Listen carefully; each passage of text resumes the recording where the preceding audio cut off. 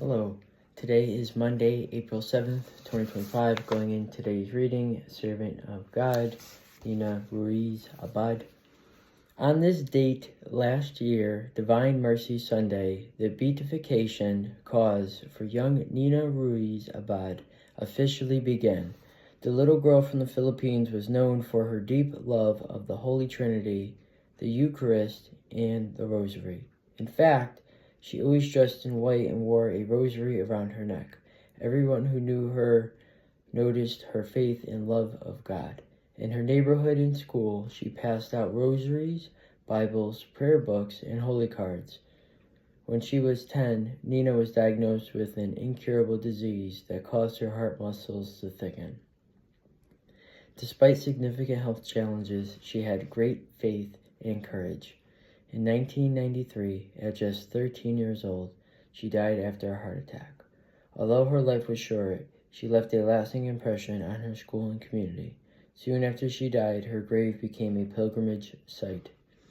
The story of Servant of God, Nina Ruiz Abad, has already inspired many in the Philippines and around the world to imitate her love and devotion to God and live according to her motto, God first.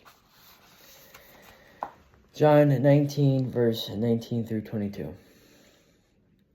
Pilate also had an inscription written and put on the cross. It read, Jesus the Nazarene, the King of the Jews. Not many of the Jews read this inscription because the place where Jesus was crucified was near the city, and it was written in Hebrew, Latin, and Greek. So the chief priest of the Jews said to Pilate, do not write the King of the Jews, but that he said, I am the King of the Jews. Pilate answered, what I have written, I have written. When the chief priests object to the inscription on the cross, Pilate stands his ground. What I have written, I have written. This is the Pilate who, during the trial, shuttled back and forth, inside, outside, trying to avoid the truth. This is the Pilate who asked Jesus, what is truth?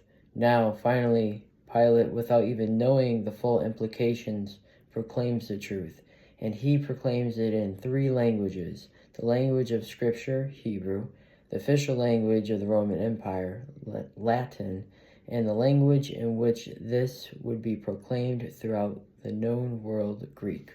Sometimes when we finally face the truth, it is too late. The time is past when this or that could have been prevented. We just started the last 2 weeks of Lent. Are there some truth I should face? Spend some quiet time with the Lord. I appreciate you for being here, and I will catch you tomorrow.